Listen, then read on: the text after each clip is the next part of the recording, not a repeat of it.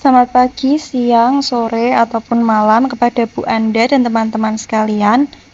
Tak kenal maka tak sayang, sudah sayang jangan ditinggal. Uhuy, perkenalkan nama saya Florencia Irena Indargo dengan NIM 22M10021. Apa itu elaborasi Likud model? Elaborasi Likud model itu dikembangkan oleh Richard E. Petty dan John Capioko tahun 1980. Nah, teori ini itu adalah perubahan sikap yang mengusulkan bahwa orang dapat dibujuk dengan satu atau dua cara. Dalam teori ini, itu mengacu pada seberapa banyak pemikiran sadar yang kamu masukin dalam mengambil keputusan. Dari pengertian yang sebelumnya, teori model ini itu dibagi menjadi dua, yaitu central route elaborasi dan peripheral route. Central route elaborasi itu adalah yang umumnya, di mana kalau kamu punya tingkat elaborasi yang tinggi, maka kamu masuk dalam central route elaborasi. Sedangkan sebaliknya, kalau kamu punya tingkat elaborasi yang rendah, maka kamu masuk dalam peripheral route.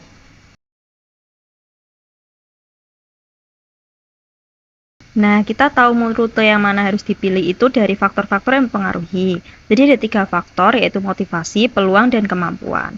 Kalau salah satu dari 3 ini banyak yang tinggi, maka masuk ke dalam sentral rute dan sebaliknya.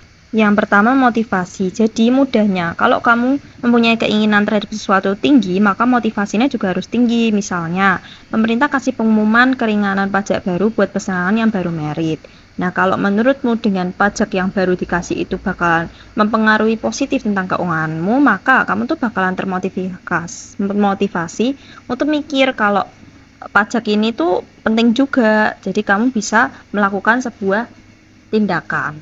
Yang kedua adalah kemampuan. Dari contoh yang tadi tentang pajak buat pasangan yang baru merit, kalau semisal kamu itu barusan merit dan kamu baru saja terjun ke dalam tempat yang baru, maka kamu bakalan sulit buat mikir karena misalkan di tempatmu itu ruangannya berisik dan lain sebagainya, itu bakalan sulit untuk berpikir sehingga keputusannya menjadi keputusan yang tidak tepat dan tidak tepat.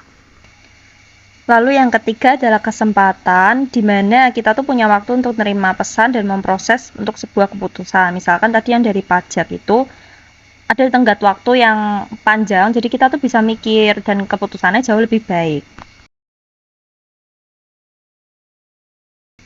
Nah, kita langsung aja masuk ke dalam contoh untuk mempraktekkan elaborasi Likud model. Bayangin aja kamu itu menjadi sebuah marketing yang ditugasin untuk menjualin merek sampo. Nah, kamu itu milih buat mengambil dua model ini, yaitu yang sentral elaborasi dan peripheral elaborasi. Sehingga kamu membuat dua keputusan. Pertama, kamu buat iklan buat nargetin orang-orang dari bahan-bahan samponya, sehingga orang-orang tuh tertarik dari formula yang unik, mungkin buat rambut kinclong dan lain sebagainya. Nah, itu adalah sentral rute. Sedangkan yang kedua, yang peripheral itu, kamu tuh mutusin buat kerjasama sama artis dan influencer di media sosial dengan ngomong kalau sampo yang kamu buat ini tuh bagus dan lain sebagainya, sehingga orang-orang tuh jadi mau pakai karena dibujuk dengan artis yang mereka sukai atau influencer yang mereka sukai. Jadi dari hasil yang sudah saya jabarkan ada plus dan minusnya. Nah, plusnya model kemungkinan elaborasi dalam hal keuntungan, maka model ini bakal dikasih kerangka kerja di mana bisa aku nilai secara baik dengan buat ngajak orang. Dan juga yang kedua, kemungkinan dua-duanya itu bisa dilakuin dengan barengan.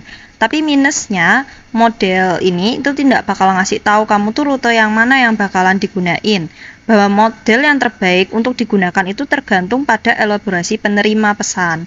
Nah, yang kedua itu lebih ke arah kritik, yaitu di mana sentral itu lebih sulit buat diubah. Jadi ketika mau membujuk elaborasi yang rendah, itu nggak ada indikasinya dengan cara yang baik. Misalnya, sampo ini kamu lihat favorit idolamu, mungkin dorong kamu buat beli, tapi kalau kamu nggak suka musik yang diputar waktu iklan, itu sama aja kamu nggak bakalan mau beli. Jadi di sini aku meringkaskan bahwa teori persuasi yang jelasin kamu itu dapat memotivasi orang melalui satu dengan dua proses. Kalau elaborasi tinggi, maka kamu pakai sentral dengan pemikiran yang sadar dan juga sulit untuk diubah. Kebalikannya, kalau dengan elaborasi yang rendah, maka kamu pakai peripheral di mana mereka dipengaruhi oleh orang lain dan bisa kemungkinan diubahnya itu lebih mudah. Sekian, terima kasih.